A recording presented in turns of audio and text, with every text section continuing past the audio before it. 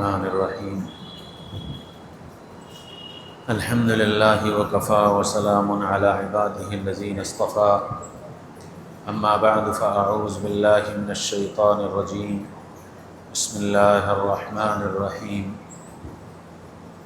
فاذکرونی اذکرکم واشکروا لی ولا تکفرون وقال تعالی فذکر انما انت مذکر صدق اللہ العظیم۔ اللہ تعالیٰ نے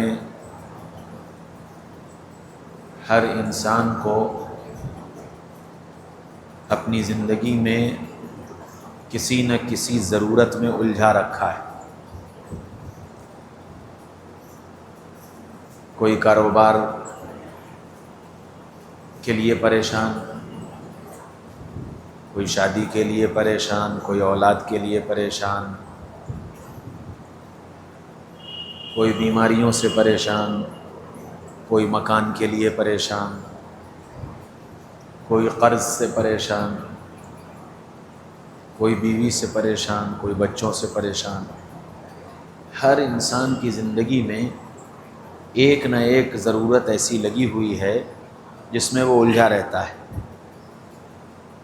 اور اس کی وجہ سے پریشان رہتا ہے۔ دنیا میں کوئی انسان ایسا نہیں جو یہ کہے مجھے کوئی مسئلہ ہی نہیں، کہ دنیا تو مسئلے کا گھر ہے۔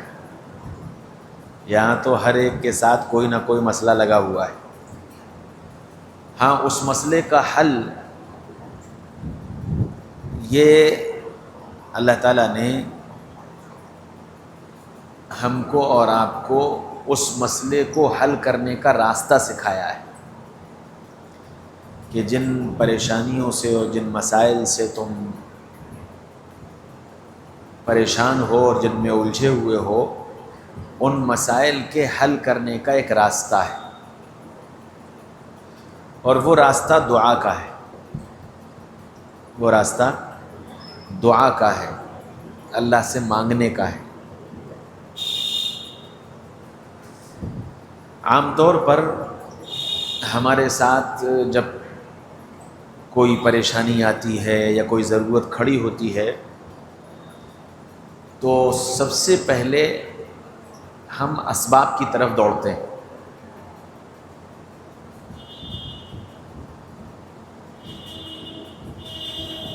اور اسباب کو جمع کرنے کی، اس کو حاصل کرنے کی اور ان اسباب کو اختیار کرنے کی کوشش کرتے ہیں، اور یہ سمجھتے ہیں کہ سبب کے اختیار کرنے سے مسئلہ حل ہو جائے گا۔ جیسے ایک آدمی بیمار ہوا تو وہ فوراً ڈاکٹر کے پاس بھاگتا ہے اور یہ سمجھتا ہے کہ جی بیماری آئی ہے، ڈاکٹر کے پاس جائیں گے، دوا کھائیں گے تو ٹھیک ہو جائیں گے۔ ایک آدمی پیسے کے لائن سے پریشان ہوتا ہے تو وہ پیسے کے انتظام کے لیے بھاگتا ہے، کہیں سے قرض مل جائے، کہیں سے ادھار مل جائے، کوئی پیسہ کہیں پھنسا ہے وہاں سے نکل آئے۔ یہ چیزیں سوچ کر کے ان اسباب کی طرف بھاگتا ہے کہ جی وہاں سے پیسہ مل جائے گا تو مسئلہ حل ہو جائے۔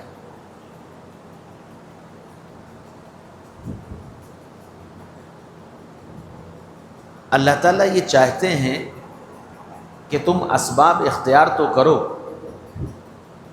لیکن پہلے اس پریشانی، اس تکلیف، اس ضرورت کو اسباب کے اختیار کرنے سے پہلے مجھ سے مانگو۔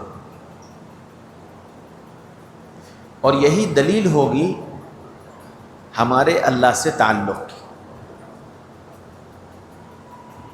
اس لیے صحابہ کی زندگی کو اٹھا کر کے دیکھیں کہ ان کے سامنے جب جب حالات آئے، کوئی ضرورت آئی، تو وہ اسباب کے اختیار کرنے سے پہلے اللہ کی طرف دوڑے اور اللہ سے مانگا۔ اور یہی بات نبی پاک صلی اللہ علیہ وسلم نے ہم کو اور آپ کو سمجھائی کہ جب تمہارے سامنے کوئی ضرورت آ جائے، کوئی مسئلہ آ جائے، کوئی پریشانی آ جائے، تو اس کو اللہ سے مانگو۔ پھر یہ بھی بتایا کیسے مانگو، فرمایا کہ اچھی طرح وضو کرو اور 2 رکعت نماز صلاۃ الحاجت پڑھو،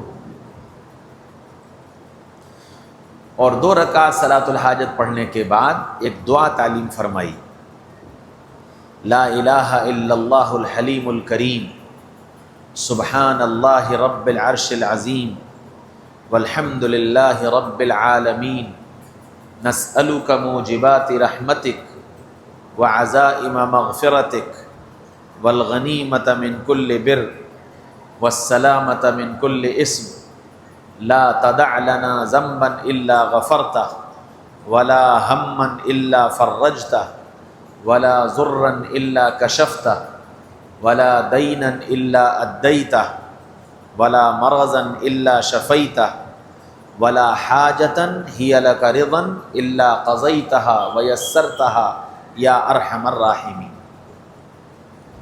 یہ دعا تعلیم فرمائی کہ پھر یہ دعا پڑھو،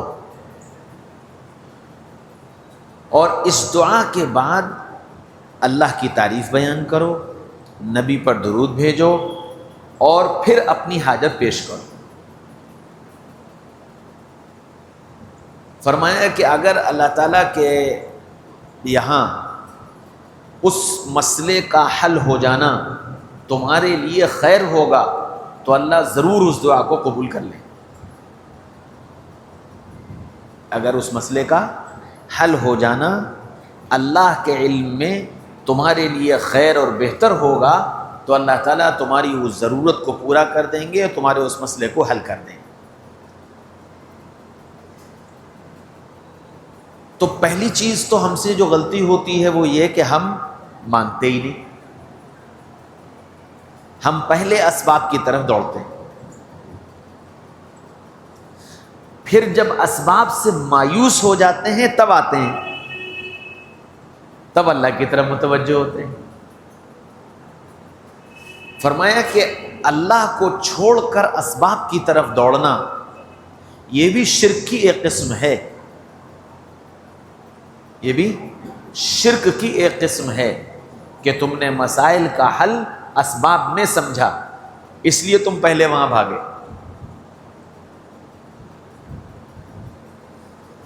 اچھا، دوسری غلطی جو مانگنے والوں سے ہوتی ہے، حاجت آئی، ضرورت آئی، پریشانی آئی اور 2 رکعت نماز پڑھ کر اللہ سے مانگا، ان سے بھی یہ غلطی ہوتی ہے۔ ان سے غلطی یہ ہوتی ہے کہ جب کوئی پریشانی آئی یا کوئی ضرورت آئی تو اب اس ضرورت کو اسباب کی لائن سے کہاں سے کیسے پورا ہونا ہے یہ دماغ میں چلتا رہتا ہے۔ مثال کے طور پر کسی آدمی کو ڈی ایم صاحب سے کسی کاغذ پر سگنیچر کروانے، دیندار ہے تو یہ خیال آیا کہ 2 رکعت اللہ سے مانگ کر پھر جائیں گے۔ اب ڈی ایم صاحب تک براہ راست تو نہیں پہنچ سکتے، تو دماغ سوچنا شروع کرتا ہے کہ ڈی ایم صاحب سے کس کے تعلقات ہیں، فلاں صاحب کے تعلق ہیں، جلدی سے 2 رکعت پڑھ لیں، ان کے پاس جائیں گے، ان کو لے کر کے وہاں جائیں گے، اور پھر وہاں اردلی سے بات کریں گے، فائل پیش کریں گے، اور امید ہے انشاءاللہ کام ہو جائے گا۔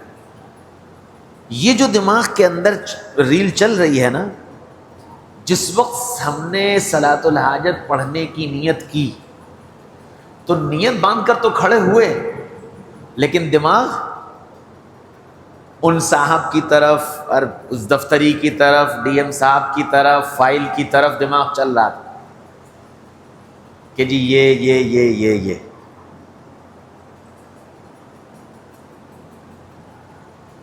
مقصود اس صلاۃ الحاجت سے اور اس اللہ سے مانگنے سے یہ ہے کہ ہم پہلے اللہ کو راضی کر کے اللہ کو اپنا بنا لیں۔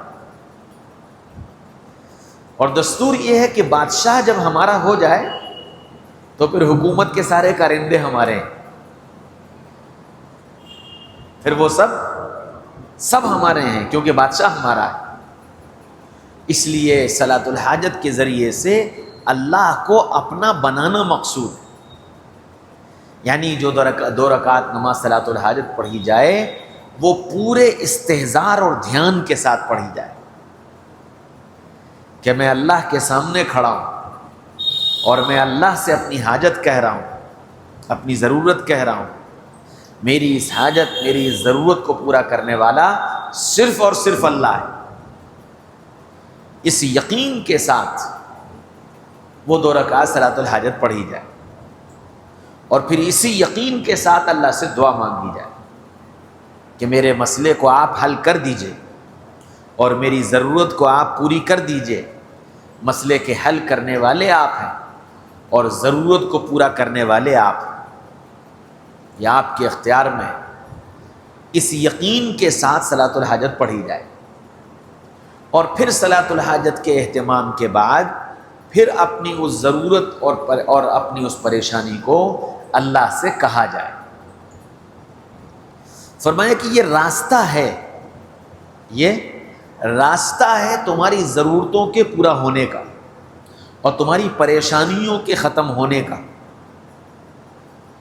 اگر اس ترتیب پر اپنی ضرورتوں اور پریشانیوں کو دور کرنا چاہو گے تو اللہ تعالیٰ تم کو ان پریشانیوں سے نکالتا چلا جائے گا اور تمہاری ضرورتوں کو پورا کرتا چلا جائے گا۔ جس طرح صحابہ کرام رضوان اللہ تعالی علیہم اجمعین نے اپنی پریشانیوں کو بھی دور کروایا اور اپنی ضرورتوں کو بھی پورا کروایا۔ پھر وہ جیسی بھی ضرورت آئی، کھانے کی ضرورت ہوئی، حفاظت کی ضرورت ہوئی، اللہ کی نصرت و مدد کی ضرورت ہوئی، جیسی ضرورت ہوئی وہ 2 رکعت نماز پڑھ کر اللہ سے وہ مدد لیتے رہے۔ جیسے حضرت اعلیٰ حضرمی رضی اللہ عنہ قافلے کو لے کر جا رہے ہیں، سمندر کے کنارے پہنچ گئے، کشتیاں نہیں تھیں اور سمندر پار کرنا تھا، تو اللہ سے 2 رکعت نماز پڑھی، اللہ سے مانگا اور پھر اپنے ساتھیوں سے کہا کہ گھوڑے سمندر میں ڈال دو، اور سب سے آگے خود اپنا گھوڑا ڈالا، اور ان کو دیکھ کر سارے ساتھیوں نے گھوڑے ڈال دیے۔ حضرت اعلیٰ حضرمی فرماتے ہیں اللہ کی قسم ہم سمندر کو پار کر کے دوسرے کنارے پہنچ گئے اور ہمارے گھوڑوں کی سمیں تک گیلی نہیں ہوئی تھی۔ تو یہ یقین تھا کہ ہم اللہ سے مانگیں گے، اللہ تعالیٰ ہماری ضرورت کو پورا کر دے گا، ہماری پریشانی کو اللہ دور کر دے گا۔ تو دنیا میں کسی آدمی کے سامنے کوئی ضرورت نہ آئے یہ ہو ہی نہیں سکتا، کسی آدمی کی زندگی میں پریشانیاں نہ آئیں یہ ہو ہی نہیں سکتا۔ یہ دنیا تو جگہ ہی اس کی ہے، یہاں تو ضرورتیں بھی ہر دن ہوں گی اور یہاں پریشانیاں بھی ہر دن ہوں گی۔ ہاں، ان ضرورتوں اور ان پریشانیوں سے نکلنے کا راستہ اللہ نے سکھایا ہے کہ دعا کے ذریعے سے اور اللہ سے مانگ کر ان ضرورتوں اور پریشانیوں سے نکلو۔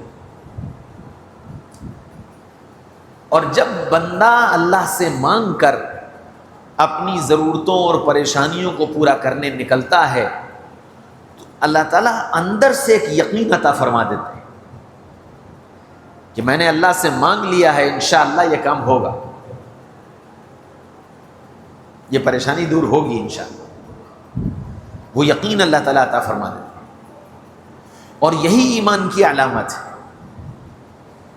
اللہ تعالیٰ ایمان کا کمال چاہتے ہیں، اور ایمان کا کمال ہی یہ ہے کہ بندہ چھوٹی سے لے کر بڑی تک ہر چیز میں پہلے اپنے اللہ کی طرف متوجہ ہو، پہلے اپنے اللہ سے کہے، اور جب بندہ اس کا عادی ہو جاتا ہے تو پھر اللہ اسے دکھا بھی دیتے ہیں، اللہ اسے دکھا بھی دیتے ہیں کہ دیکھو ہم کیسے تمہارے کام بناتے ہیں۔ 10 ایسے مواقع آتے ہیں انسانی زندگی میں جب بندہ اپنے اللہ سے مانگ کر قدم بڑھاتا ہے تو اللہ تعالیٰ ایسے اسباب بناتے چلے جاتے ہیں کہ اس کے دل و دماغ میں اور سوچ میں بھی نہیں ہوتا ہے کہ یہ ایسا ہو جائے، اور اللہ کام بناتے چلے جاتے ہیں۔ چونکہ ہمارے یقین کمزور ہیں، ہمارا اپنے اللہ سے تعلق کمزور ہے، اس کمزوری کی وجہ سے ہم اللہ کی طرف متوجہ نہیں ہو پاتے۔ ان مجالس کے ذریعے سے، اللہ کے راستے کی محنت کے ذریعے سے، ایمان کے مذاکروں کے ذریعے سے اصل یہی مقصود ہے کہ ہمارا اپنے اللہ سے ایسا تعلق قائم ہو جائے کہ جب ہمارے سامنے کوئی ضرورت، کوئی پریشانی، کوئی مسئلہ آئے تو پہلا رجحان ہمارا اللہ کی طرف چلا جائے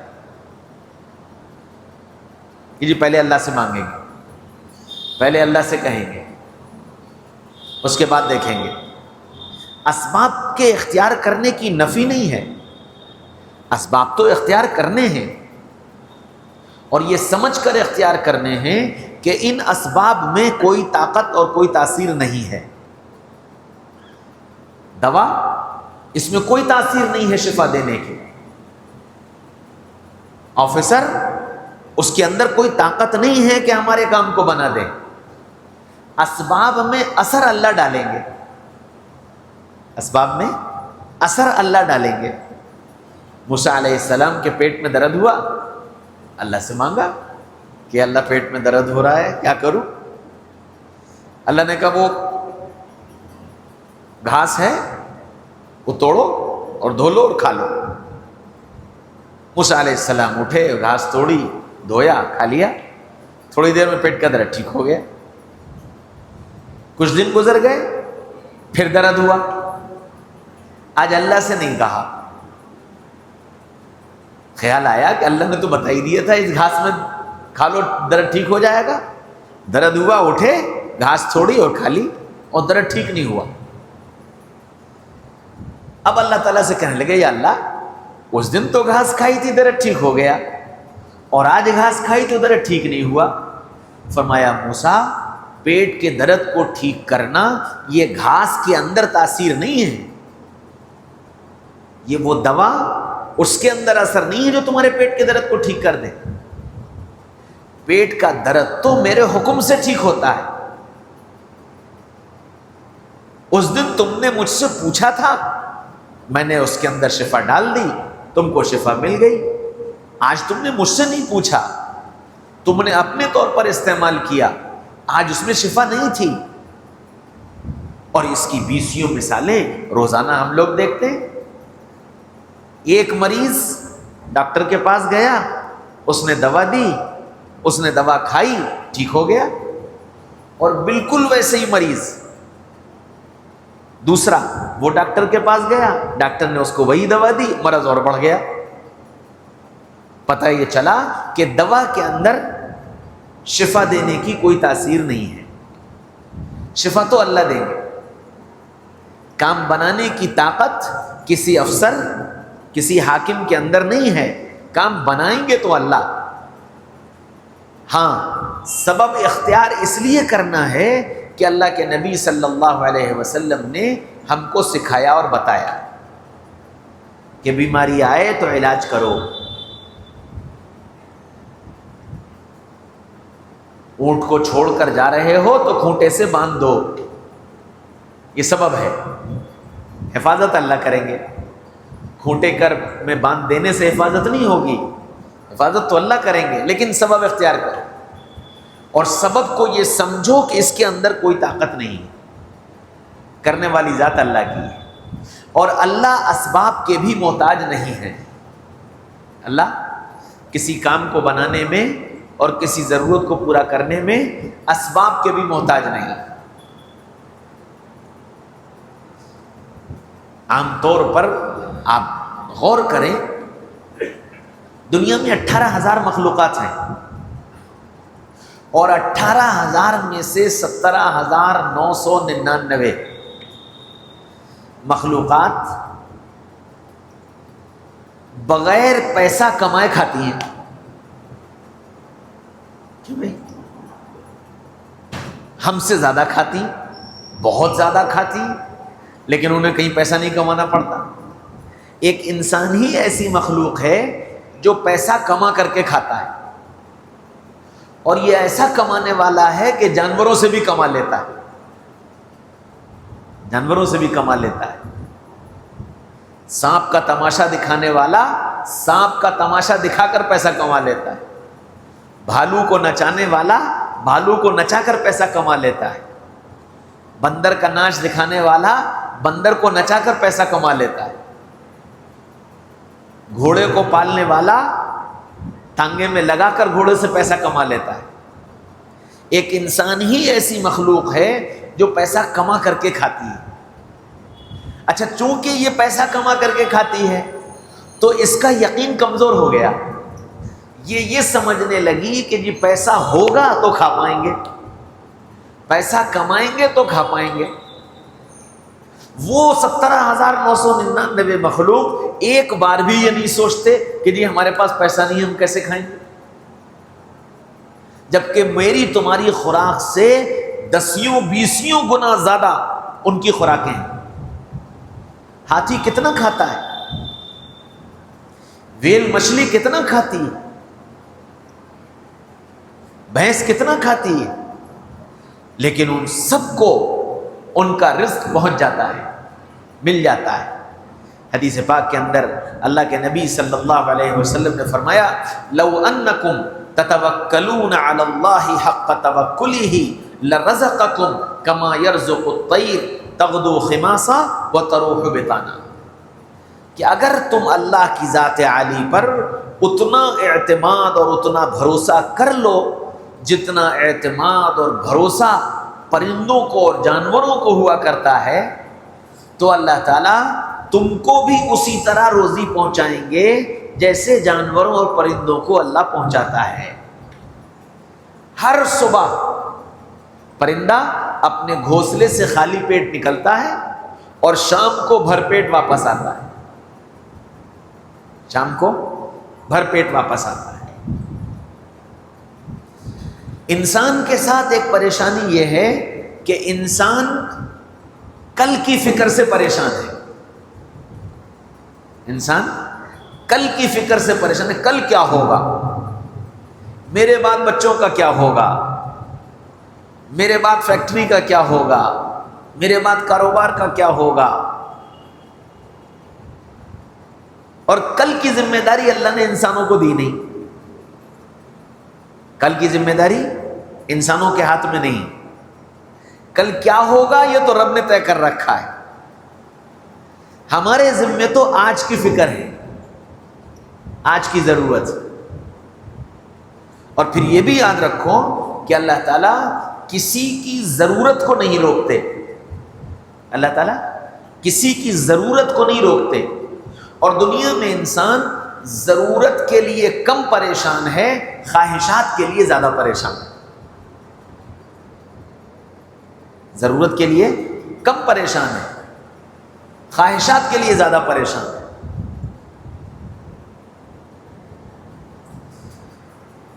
افریقہ کے ایک ملک میں 24 گھنٹے میں ایک مرتبہ کھانا ملتا ہے، اور وہ بھی جنگل سے شکار کیا ہوا، کمائی کا کوئی اسباب نہیں ہے، جنگل سے شکار کیا ہوا. 24 گھنٹے میں ایک بار. زندہ وہ بھی ہے، وہ بھی زندگی گزار رہے ہیں. پتہ یہ چلا کہ ضرورت ان کی پوری ہو رہی ہے. تو ضرورت اللہ دنیا میں کسی کی نہیں روکتے. جانوروں کی ضرورت ہے پوری کرتے ہیں. کتنے گھر اور کتنے افراد ہمیں اور آپ کو اپنے سماج میں، اپنے آس پاس میں جھانک کر کے دیکھیں تو ایسے مل جائیں گے جن کے پاس کمانے کے کوئی اسباب نہیں ہیں، لیکن اللہ ان کو بھی کھلا رہا ہے، اللہ ان کو بھی کھلا رہا ہے، ضرورت پوری کر رہا ہے. تو ہم دنیا میں جو پریشان ہوتے ہیں وہ اپنی خواہشات کو پورا کرنے کے لیے پریشان ہوتے ہیں. اور یاد رکھو، دنیا خواہش پوری ہونے کی جگہ نہیں ہے. دنیا خواہش پوری ہونے کی جگہ نہیں ہے. خواہش پوری ہونے کی جگہ تو جنت ہے. وَلَكُمْ فِيهَا مَا تَشْتَهِي أَنفُسُكُمْ وَلَكُمْ فِيهَا مَا تَدَّعُونَ کہ جنت میں تمہارے لیے ہر وہ چیز ہوگی جس کی تم خواہش کرو گے. تو پتہ چلا کہ دنیا خواہش پوری ہونے کی جگہ نہیں. دنیا تو ضرورت پوری ہونے کی جگہ ہے، اور ضرورت کو تم اللہ سے مانگو گے اللہ پوری کر دے گا. ضرورت کو تم اللہ سے مانگو گے اللہ ضرورت پوری کر دے گا.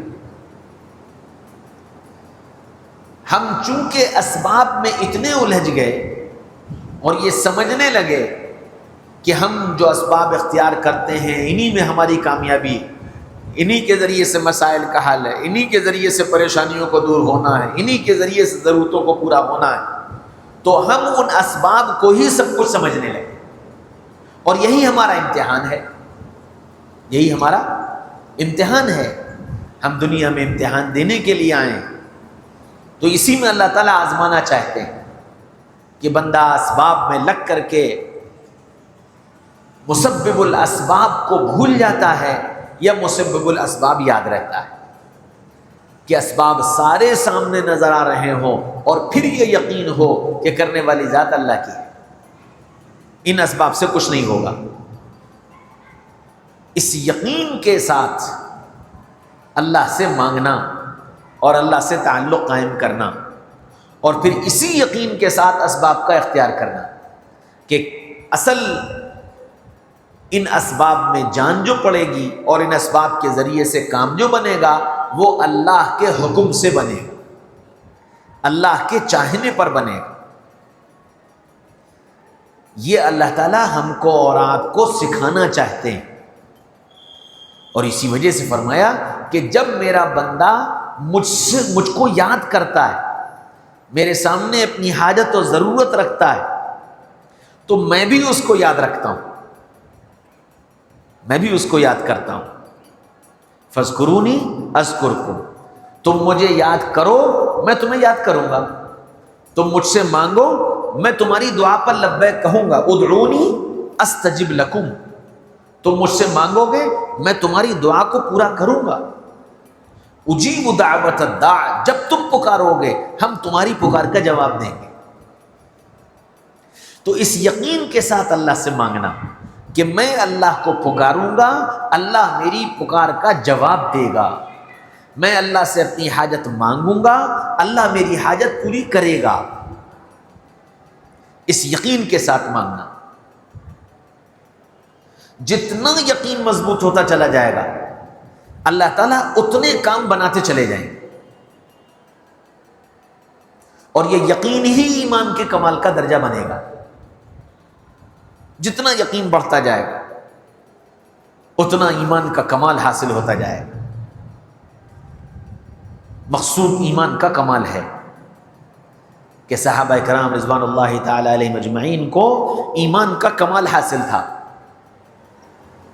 تو وہ چھوٹی سے لے کر بڑی چیز تک سب اللہ سے مانگ رہے تھے. اور اتنا زبردست یقین، اللہ اکبر. 3000 کی جماعت اور 3 لاکھ دشمنوں نے گھیر لیا. میرے تمہارے جیسوں کو تو ویسے ہی ہارٹ فیل ہو جاتا ہے نہیں؟ میرے تمہارے جیسے یقین والے تو ویسے ہی ہارٹ فیل ہو جاتا. کتنا زبردست ان کو یقین تھا کہ نا یہ 3 لاکھ کا 30 لاکھ ہو، میں اللہ سے مانگ کر ابھی مسئلہ حل کراتا ہوں. اور صحابہ آگے بڑھے اور بیچ میدان میں پہنچ کر کے آواز لگائی. کس کمال درجے کے یقین کے ساتھ انہوں نے اللہ کو پکارا ہوگا، کتنا کمال کا یقین ہوگا. یا رب محمد انصر امت محمد، اے محمد صلی اللہ علیہ وسلم کے رب، محمد صلی اللہ علیہ وسلم کی امت کی مدد فرما دے. کتنا زبردست یقین تھا. اور اس یقین کے ساتھ نکلے ہوئے یہ الفاظ تھے کہ ادھر الفاظ پورے ہوئے، ادھر آسمان کے دروازے کھلے اور گھڑ سوار فرشتے آسمان سے زمین پر اتر آئے. اور اللہ نے 3000 کو 3 لاکھ کے مقابلے میں کامیاب کر دیا۔ اللہ آج بھی اسی طاقت کے ساتھ ہے، اور اللہ آج بھی ویسے ہی سننے والا ہے۔ ہم پکارنے والے بدل گئے، ہمارے پاس وہ طاقت، ایمانی طاقت اور یقین کی وہ طاقت نہیں ہے جس یقین کی طاقت پر اللہ کی مدد آیا کرتی ہے، اور اللہ تعالیٰ چٹکیوں میں الٹ پلٹ کر دیا کرتے ہیں۔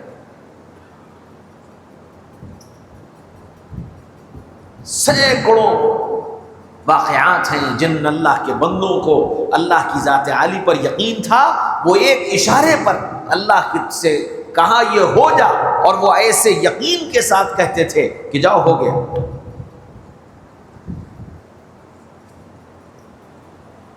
تاتاریوں کی حکومت تھی ہندوستان میں؟ نہیں، مسلمانوں کی حکومت تھی، اور تاتاری ملک پر حملہ کرنے والے تھے۔ بہت بڑا سمندری بیڑا لے کر کے ہندوستان آ رہے تھے۔ اس وقت کا جو بادشاہ تھا وہ دوڑ کر کے گیا حضرت فرید الدین گنج شکر رحمۃ اللہ علیہ کے پاس، اور ان سے جا کر کے کہا کہ تاتاریوں کا ایک بہت بڑا بیڑا ادھر آ رہا ہے، اور اگر وہ یہاں آ گئے تو ہم ان سے مقابلے کی طاقت نہیں رکھتے، اور یہ ملک ہمارے ہاتھ سے چلا جائے۔ تو حضرت فرید الدین گنج شکر رحمۃ اللہ علیہ پانی پی رہے تھے پیالے میں، بس وہ پانی کا پیالہ یوں کر کے پلٹ دیا، اور وہ پانی زمین پر گر گیا۔ فرمایا جاؤ، کوئی نہیں آیا۔ بادشاہ چلا آیا، لیکن پریشان تو تھا ہی۔ 3 دن بعد اطلاع ملی کہ سمندر میں طوفان آیا اور بیڑا پورا پلٹ گیا، اور ساری فوجوں سمیت وہ بیڑا غرق ہو گیا۔ تو جب اللہ کی ذات عالی پر یقین ہوتا ہے نا، تو آدمی اس یقین کے ساتھ کام کرتا ہے۔ تو یہ ساری مجلسیں، محنتیں، کوششیں، ان سب کا مقصود صرف یہ ہے کہ میرا تمہارا اپنے اللہ سے ایسا مضبوط تعلق قائم ہو جائے کہ جب میرے تمہارے سامنے کوئی ضرورت، کوئی پریشانی، کوئی مسئلہ، کوئی حال آ جائے تو یقین کے ساتھ اللہ سے مانگ کر اپنے اس مسئلے کو حل کرا لیں، کہ یقیناً اللہ اس مسئلے کو حل کر دے۔ اس یقین کی ضرورت ہے۔ ایک مرتبہ حضرت مولانا رشید احمد گنگوہی رحمۃ اللہ علیہ دیوبند پہنچے، تو لوگوں نے حضرت مولانا رشید احمد گنگوہی سے کہا کہ حضرت بیان فرما دیجئے۔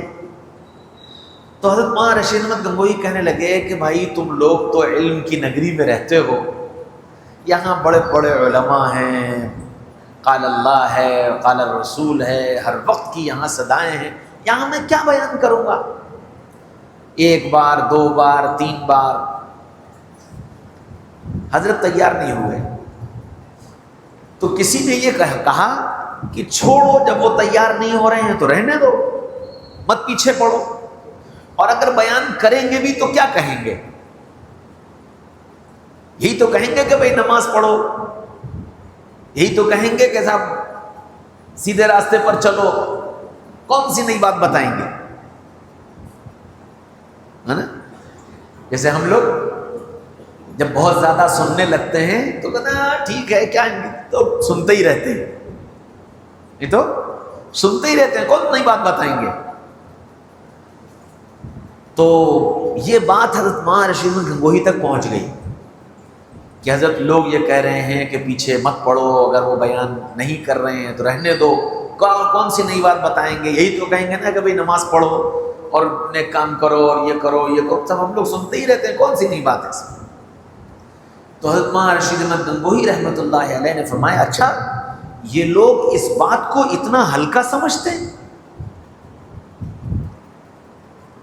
کہہ دو جمعے میں بیان ہوگا، کہہ دو جمعے میں بیان ہوگا۔ اعلان کر دیا گیا کہ جی جمعے میں حضرت کا بیان، مجمع پہنچ گیا، وہ بیان کرنے بیٹھے اور بیٹھ کر کے خطبہ پڑھا، خطبہ پڑھنے کے بعد زور سے کہا اللہ،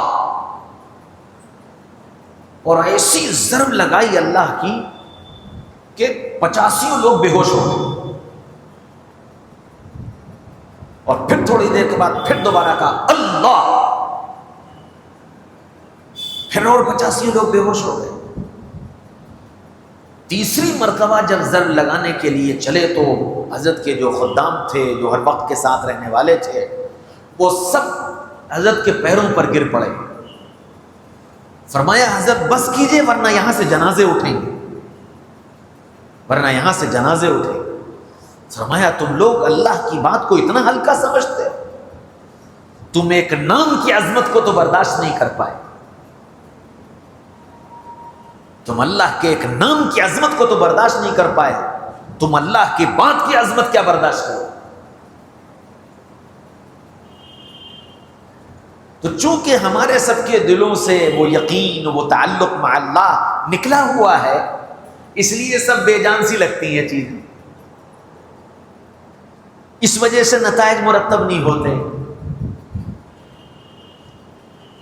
ایسا نہیں ہے کہ اللہ کے نام میں تاثیر آج نہیں ہے، اللہ کے نام میں آج بھی وہی تاثیر ہے، اور اللہ کی بات میں آج بھی وہی تاثیر ہے۔ بات یہ ہے کہ دل مردہ ہو چکے ہیں، کہنے والے کا بھی دل مردہ ہے اور سننے والوں کا بھی دل مردہ ہے، اور ان کے مردہ ہونے کی وجہ سے اس نام کی عظمت اور اس نام کا تاثر اور اس کے کلام کی عظمت اور اس کے کلام کا تاثر سب نکل چکا ہے۔ اس لیے دنیا بھر میں دعاؤں پر دعائیں ہوتی ہیں اور حالات نہیں بدلتے۔ وجہ یہ ہے کہ دعائیں بے جان ہیں، اور جن لوگوں کے لیے دعائیں کی جا رہی ہیں ان کے دل مردہ ہو چکے ہیں، اس وجہ سے ان دعاؤں کا اثر نہیں ہو رہا ہے۔ جہاں یہ مقصود ہے کہ ہمارا اپنے اللہ سے تعلق ایسا قائم ہو کہ اللہ کے نام کی عظمت ہمارا دل محسوس کرے، اللہ سے مانگنے کا دل چاہے، ذوق اور شوق پیدا ہو۔ رسم نہیں ہے یہ کوئی، یہ جو یہاں بیٹھ کر کے ضربیں لگوائی جاتی ہیں لا الہ الا اللہ الا اللہ الا اللہ، یہ کوئی رسم نہیں ہے۔ اس کا مقصد یہ ہے کہ دل کے اندر اللہ کی محبت اتنی آئے کہ ہم اپنے مسائل میں جب کوئی مسئلہ آئے بلا تکلف دل میں یہ خیال آئے پہلے اللہ سے مانگو، پہلے اللہ سے مانگو۔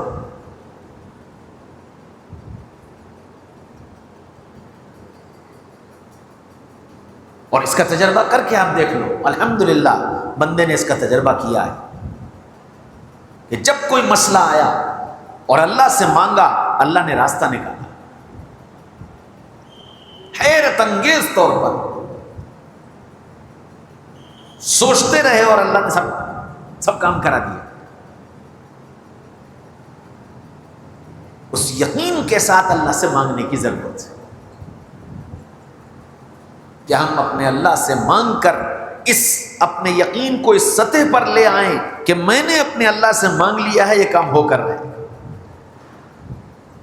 جس طرح صحابہ کو یقین اعلیٰ درجے کا حاصل تھا، جس نے جو اپنی زبان سے نکالا اللہ نے اسے پورا کیا۔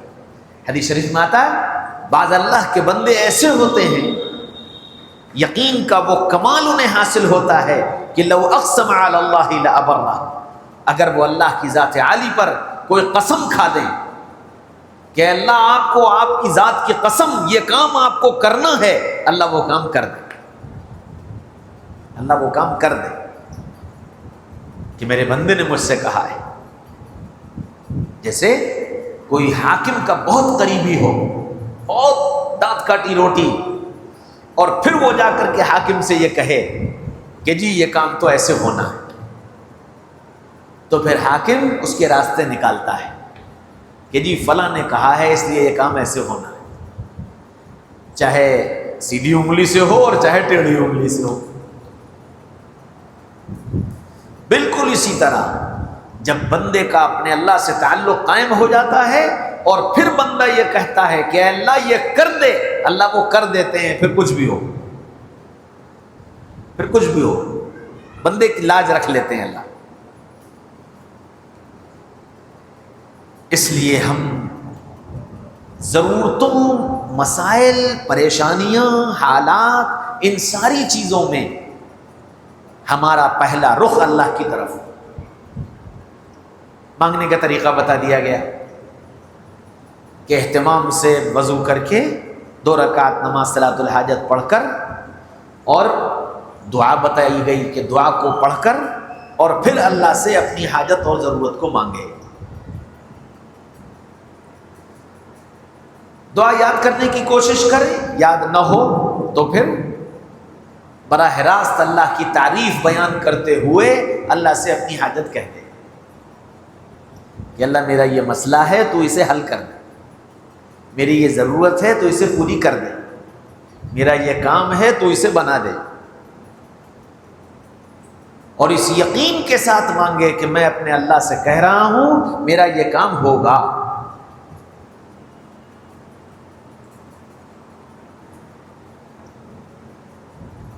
ہمارے حضرت مولانا سعید احمد خان صاحب رحمۃ اللہ علیہ فرمایا کرتے تھے کہ جیب پر نگاہ رکھ کر اللہ سے نہ مانگا کرو،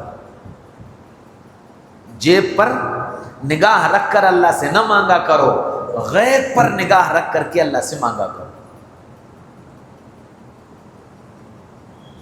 1993 میں ہم نے حضرت سے کہا،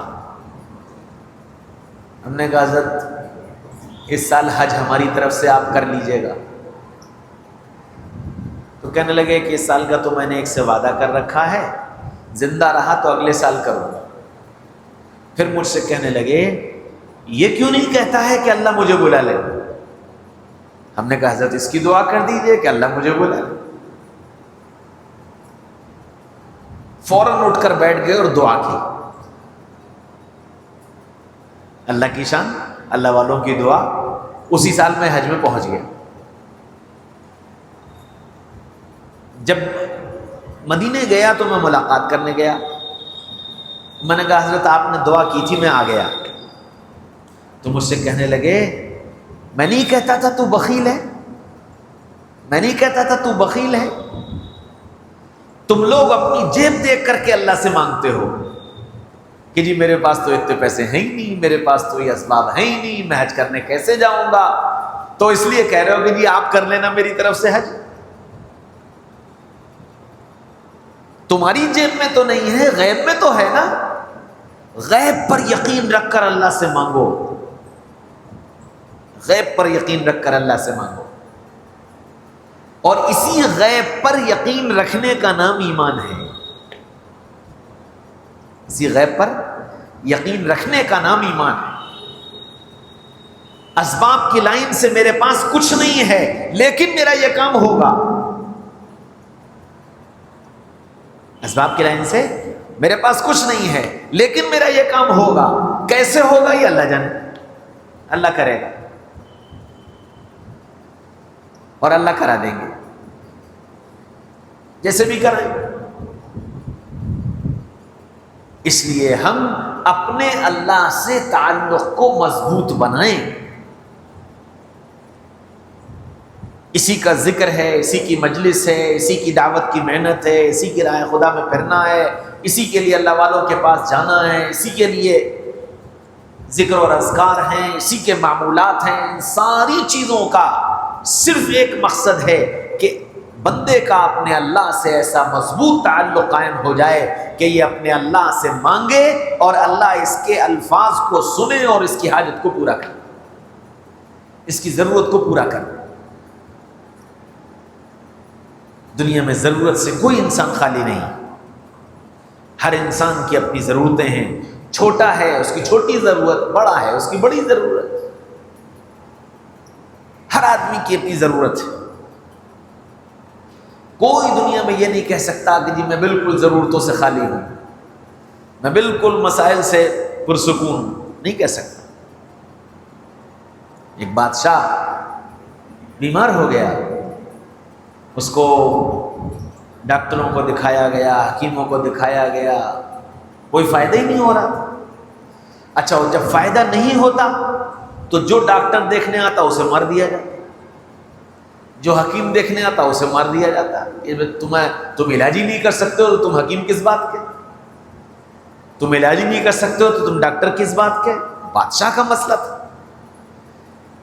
اب وہ جتنے حکیم اور ڈاکٹر تھے اپنی جان بچانے لگے کہ نہ ہم نہیں کریں گے علاج۔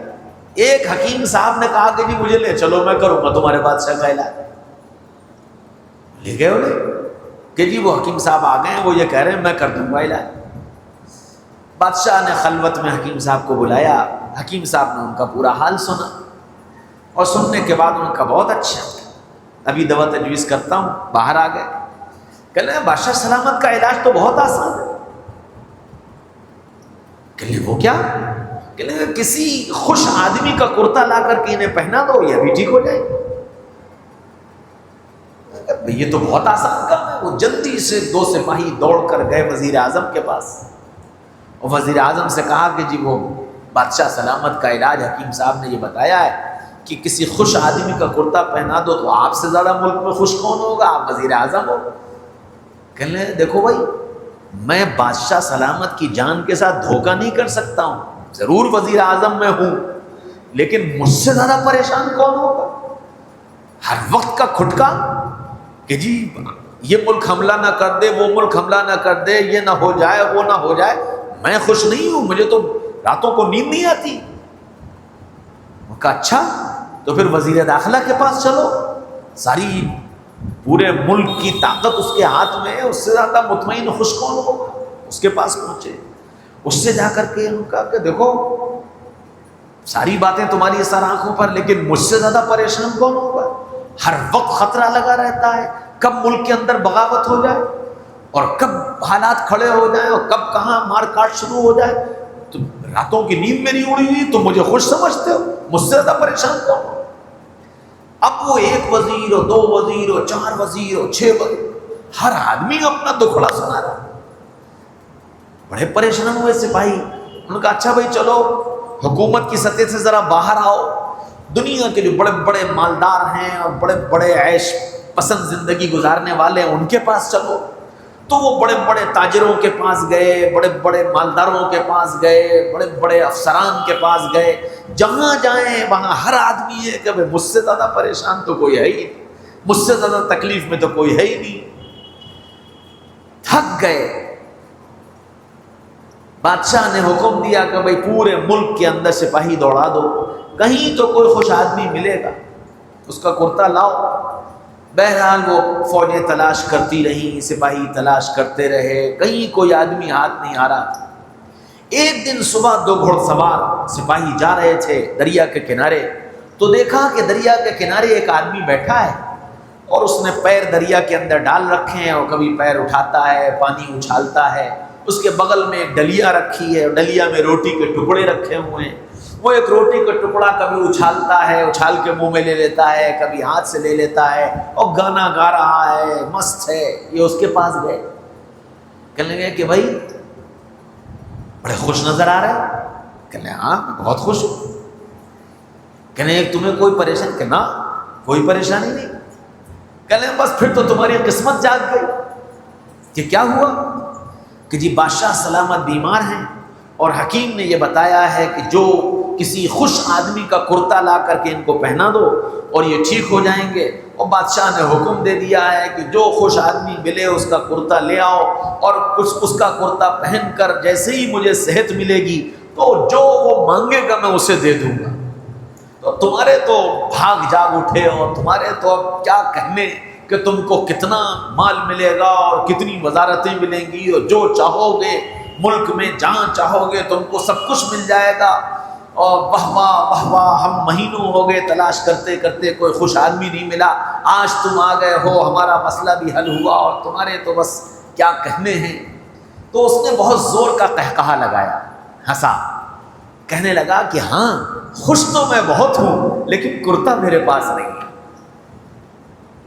خوش تو میں بہت ہوں لیکن کرتا میرے پاس نہیں۔ تو بس یہی حال ہے، یہی حال ہے، دنیا میں کوئی انسان خوش نہیں ہے، ہر آدمی اپنی ضرورت، اپنے مسائل، اپنے حالات، اپنے پریشانیوں کو سے اتنا الجھا ہوا ہے کہ وہ یہ سمجھتا ہے کہ دنیا میں مجھ سے زیادہ پریشان تو کوئی ہے ہی نہیں، مجھ سے زیادہ تکلیفوں میں تو کوئی ہے ہی نہیں۔ اس لیے ہم اب ان تکلیفوں سے نکلنے کا راستہ وہ خوش آدمی کا کرتا ہے، اور خوش آدمی کا کرتا کیا ہے؟ اپنے اللہ سے اپنے تعلق کو مضبوط بنا لینا، اور جب اللہ سے مضبوط تعلق بن جاتا ہے، یقین کامل اللہ پر آ جاتا ہے اور اللہ اس بندے کی سننے لگتا ہے، تو پھر اس کے لیے کوئی ضرورت نہیں، کوئی مسئلہ نہیں، کوئی پریشانی نہیں کہ جو بھی مسئلہ آئے گا اللہ سے کہوں گا، اللہ حل کر دے گا، مجھے کائے گی پریشانی۔